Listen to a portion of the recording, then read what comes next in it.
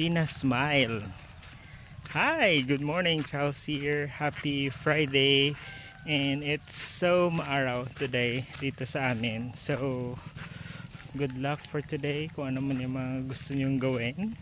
And it's actually the last day for the work week. So, makapag-chill-chill na tayo.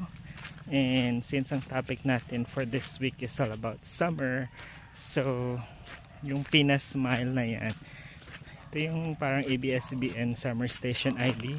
Pina Smile, ganun. I think that was Daniel Padilla and Catherine Bernardo yung kumanta. Pina Smile, yung parang tuwing tag-araw, di ba, nakaka-smile, nakaka-happy kasi maaraw, parang it's a vibe. So ayun, gusto ko lang naman i-share na kung ano man yung mga binabalak nyo during this summer season or even this day or for the coming days. I hope you enjoy, smile, and share that smile to others, diba? Kasi kung nakasmile lahat, happy din ang earth, happy. So ayun lang, smile as you walk your day today. God bless, anyang.